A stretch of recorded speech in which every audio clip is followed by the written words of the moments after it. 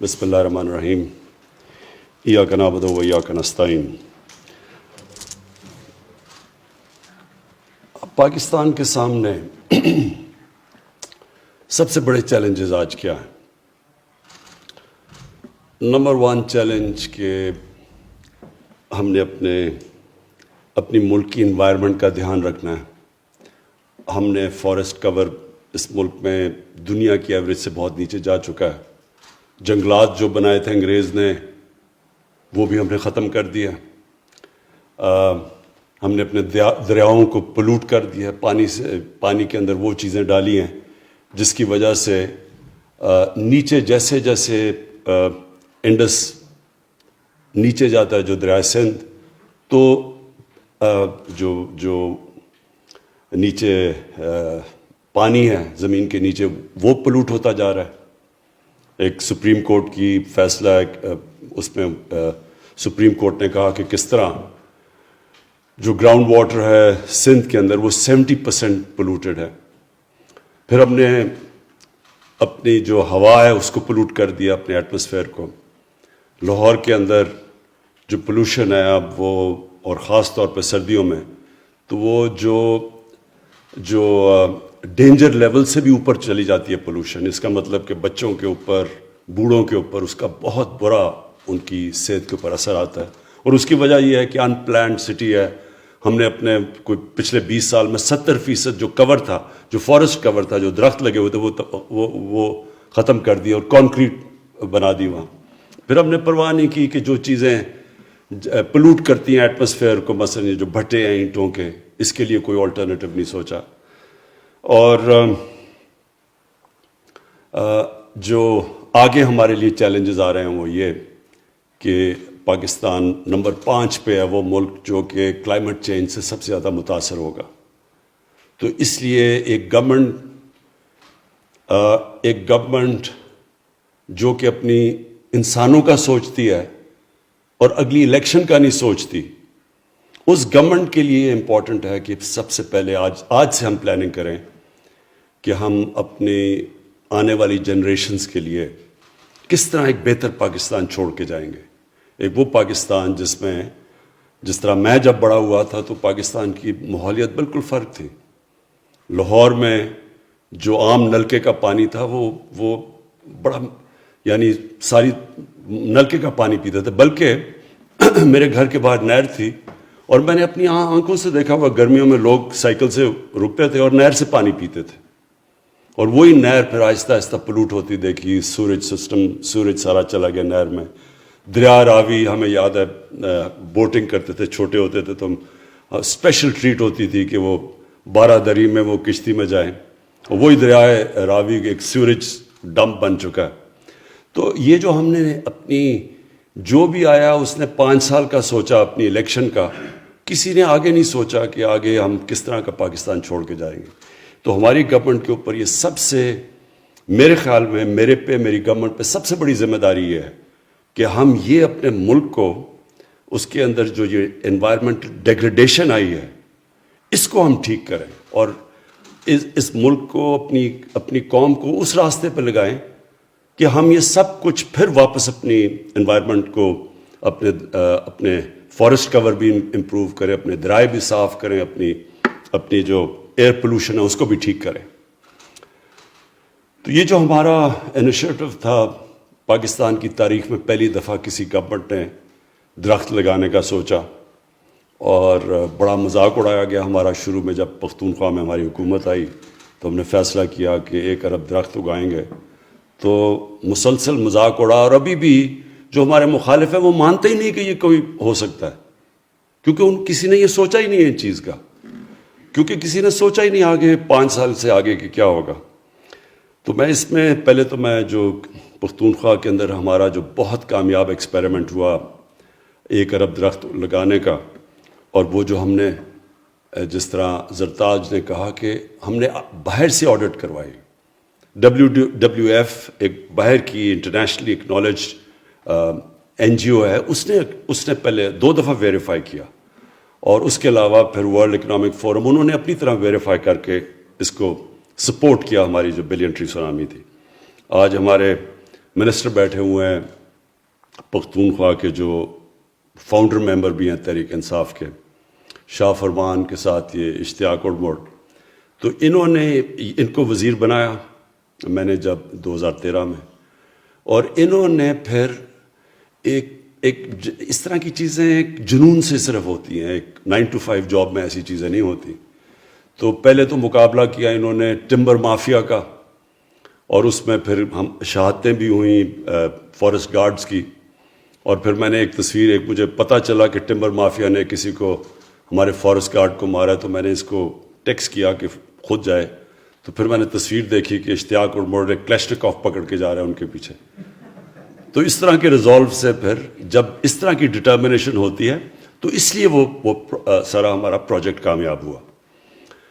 اب یہ جو نیا انیشیٹو ہے, میں امین اسلم آپ کو خاص طور پہ اس کے اوپر کریڈٹ دیتا ہوں, اور ساتھ ساتھ شاہ فرمان آپ کو بھی جو ہمارے گورنر ہیں KP کے, کیونکہ دیکھیں یہ لوگ عوام درخت تب اگائے گی اور ان کو پھر ان کی حفاظت کرے گی جب عوام کو ان کے بینیفٹ سے پتہ چلے کہ ہمارے لیے کیا ہے. میں بھوکا مر رہا ہوں اور مجھے کوئی کہے جی درخت اگا دو, میں کیوں درخت اگاؤں گا؟ سردی میں میرا برا حال ہے, برف پڑی ہوئی ہے, تو میں کیوں وہ درخت نہیں کاٹوں گا اپنے آپ کو گرم رکھنے کے لیے. تو یہ جو انیشیٹو ہے یہ بڑا ضروری ہے کہ مقامی لوگوں کو اس سے فائدہ ہوگا, لوگوں کو بینیفٹ ہوگا درخت اگانے کا. اور یہ جو درخت, یہ جو مثلا ہم نے کندیاں کے اندر یہ بیری کے درخت لگائے, یہ جو بیری کی آئیڈیا تھا یہ دیا تو شاہ فرمان نے مجھے, کیونکہ ان کے علاقے میں جو بیری کا شہد ہے وہ سب سے اچھا سمجھا جاتا ہے, اس کی وہ جمتا نہیں ہے, اس کا کانٹینٹ شوگر کا کم ہے, بینیفٹ زیادہ ہیں. تو ہم نے پھر یہ جو ابھی امین اسلم نے آپ کو پلانٹیشن دکھائی ہے, کندیاں کا ایک بہت بڑا جنگل ہوتا تھا انگریز کے زمانے میں میاں والی میں ڈسٹرکٹ میں, تو یہ بالکل ختم ہو چکا تھا. ہم نے اپنے پرانے سارے جنگل ختم کر دیے تھے. بچپن میں گیا ہوں چھانگا مانگا جنگل میں, بڑے بڑے درخت تھے, سب آہستہ آہستہ جنگل ختم ہو گئے, ان کی زمینیں بھی لے کے لیز کر دی لوگوں کو, پولیٹیکل لوگوں کو. تو یہ جو ریکلیم کیا بعد میں اس کے اندر یہ چیز آئی. تو یہ جو آئیڈیا تھا کہ ہم اپنے جنگل کو استعمال کریں ہنی پروڈکشن کے لیے, شہد کے لیے, یہ زبردست آئیڈیا اس لیے ہے کہ اس پہ امیجیٹلی لوگوں کو نوکریاں ملیں گی. جب عام لوگوں کو, مقامی لوگوں کو نظر آئے گا کہ ہم پیسہ بھی بنا سکتے ہیں, ہماری روزگار بھی آ سکتا ہے, تو وہ پھر سب سے زیادہ وہ جنگلوں کو پروٹیکٹ کرتے ہیں. تو ایک تو یہ اس کے جو آئیڈیاز آپ نے امین اسلم بتایا کہ اس کی جو ایکسپورٹس ہیں دنیا میں ہماری پاکستان کی بہت ہی کم ہے, حالانکہ ہمارے پاس بڑی ورائٹی ہے, ڈفرینٹ قسم کے مختلف ہنی اس ملک میں آ سکتے ہیں. پہاڑوں میں اور ہیں, یہ جو سیمی ایرڈ ایریا ہے جو جدھر بیری اگتی ہے یہ بالکل اور ہے. اور پھر ہمارے 12, آپ کو پتہ ہے نا پاکستان میں 12 کلائمیٹک زون ہیں. یہ بڑا یونیک ہم بیٹھے ہوئے ہیں کہ اوپر سے لے کے سمندر تک 12 مختلف موسم ہیں. 12 مختلف موسم کا مطلب کہ 12 مختلف قسم کی ہیبیٹیٹ ہے, یعنی مختلف قسم کے پلانٹس اگتے ہیں, درخت اگتے ہیں. ہمارے بڑی ورائٹی ہے اس ملک میں, تو اس لیے شہد بھی ہم مختلف ورائٹی کے بنا سکتے ہیں. اور یہ جو انیشیٹو آپ نے لیا ہے یہ اس لیے زبردست ہے کہ اس میں گورنمنٹ اب مدد کرے گی. کیسے مدد کرے گی؟ اگر ہم کبھی بھی ایکسپورٹ نہیں کر سکتے جب تک کوالٹی کنٹرول نہ ہو. ایکسپورٹ صرف ہوتی کوالٹی کنٹرول پہ ہے.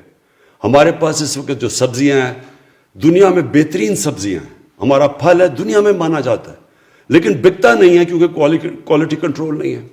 اب یہ مڈل ایسٹ میں یہاں سے جو سبزیاں اور جو ہم پھل ایکسپورٹ کر سکتے ہیں کوئی مقابلہ نہیں کر سکتا پاکستانی پھل کا. آپ مڈل ایسٹ میں کئی دفعہ سیب کھائیں اور کیلا کھائیں تو اس میں فرق ہی نہیں پتہ چلتا. پاکستان کے اندر اتنا ٹیسٹ ہے ہمارے سارے, کیونکہ ہمارا اللہ کا شکر ہے موسم ایسا ہے, لیکن ہم ایکسپورٹ نہیں کر سکتے کیونکہ کوالٹی نہیں ہے.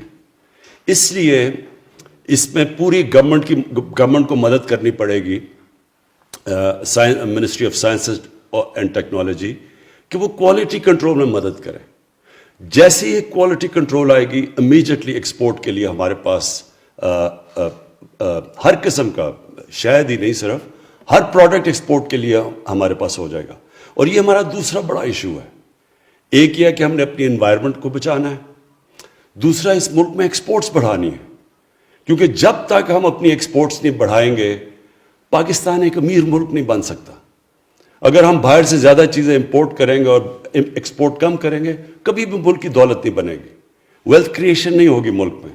تو ہم ہمیشہ پھنسے رہیں گے. یہ جو ہمارا مشکل پڑ جاتی ہے کرنٹ اکاؤنٹ کے اوپر کہ ڈیفیسٹ میں چلا جاتا ہے، پھر قرضے لینے پڑتے ہیں.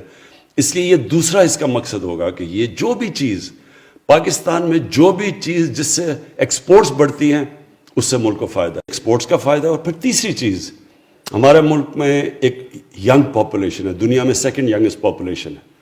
تو لوگوں کو روزگار چاہیے، یوتھ کو روزگار چاہیے. تو یہ تیسری چیز بھی پوری کرتا ہے کہ ان علاقوں میں، جن علاقوں میں ہم شاید کہ انشاءاللہ یہ کریں گے ہارویسٹ بیری کے، اور یہ علاقے یہاں بڑی غربت ہے، یہ علاقے پیچھے رہ گئے ہیں. یہ میں نے دیکھے ہوئے ہیں جدھر ابھی کندیام جیسے بھی، وہاں بڑا ایک ریگستان، کم بارش کم ہوتی ہے. تو ان علاقوں کے اندر نوجوانوں کو نوکریاں ملیں گی.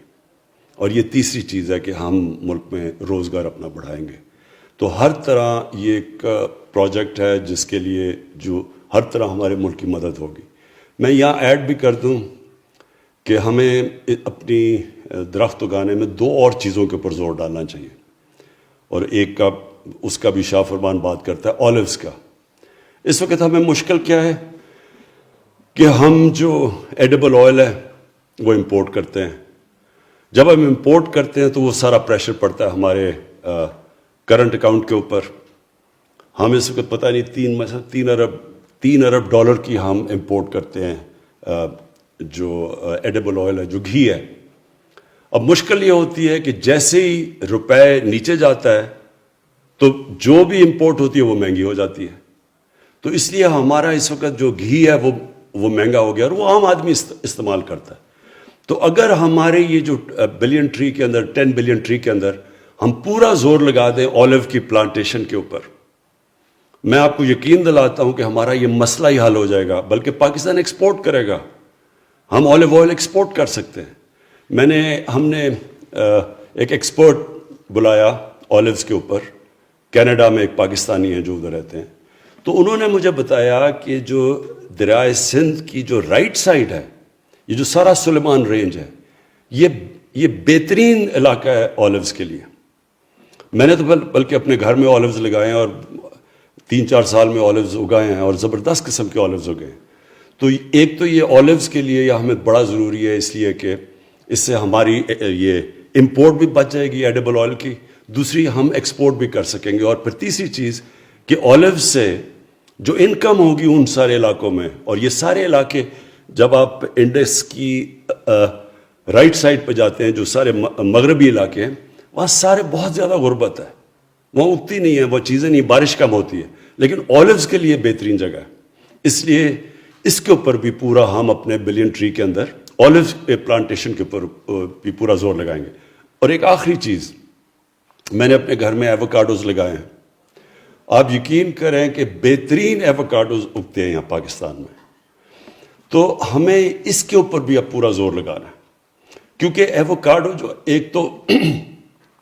ایک تو ساری ویجیٹیبلز کے اندر، سبزیوں میں بہترین، اگر نیوٹریشن پوائنٹ آف ویو سے دیکھیں تو بہترین ویجیٹیبل ہے.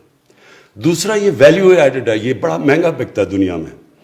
پہلے تو پاکستان کے اندر یہ فائدہ ہوگا ہمارے لوگوں کو اگر ہم یہ زیادہ پھل اگائے، کیونکہ سارے علاقے میں بڑا اچھا اگتا ہے.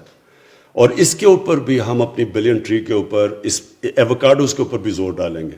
کیونکہ ایووکاڈو پروڈکشن ایک ایسی چیز ہے کہ اگر ہم نے اس سے زیادہ کر لی تو یہ وہ پھل ہے، یہ سبزی ہے جو بہت زیادہ اس کا، یعنی اس کا اگر ہم اس کی ایکسپورٹ شروع کر دیں تو پاکستان کی آمدنی میں بہت اضافہ ہوگا. آخر میں پھر امین اسلم آپ کو اور آپ کی منسٹری کو یہ جس طرف جو آپ کر رہے ہیں اس کی مبارک دیتا ہوں، خراج تحسین پیش کرتا ہوں، کیونکہ یہ جو سب سے بڑا اپنے آنے والی جنریشنز کے لیے ہم جو کام کرنے جا رہے ہیں کہ اگر اولوز بھی اگتے ہیں تو آنے والی جنریشنز کو اس سے بہت فائدہ ہوگا، لیکن جو اپنی ماحولیات ہم نے ٹھیک کرنی ہے، جو ہم نے اپنی یہ جو ہم نے بے دردی سے اپنے دریاؤں کو اور اپنی ہوا کو، اپنی ایئر پولوشن جانے دیا اور سوچا نہیں، پلاننگ کے بغیر شہروں کو پھیلتے جا رہے ہیں، شہر کوئی پلاننگ نہیں ہے۔ میں حیران ہو گیا کہ میں نے پوچھا شہروں کے ماسٹر پلان ہی نہیں ہے شہروں کے، مطلب یہ کہ شہر پھیلتا جا رہا ہے، جو کھانے جدھر ہم اپنی فصلیں اگاتے تھے لا کے وہ سارے سوسائٹیز میں کنورٹ ہو رہے ہیں، تو آخر میں ایک بڑھتی ہوئی آبادی کو ہم کیسے کھانا دیں گے؟ تو اس کے لیے اب ہم نے پورا اس کے اوپر بھی پورا زور لگایا ہے کہ ماسٹر پلانز بنے شہروں کے، تاکہ ہم شہروں کو ریسٹرکٹ کر سکیں، اوپر لے جا سکیں اور اپنا جو ہمارا زرعی علاقہ ہے اس کو بچا سکیں۔ شکریہ۔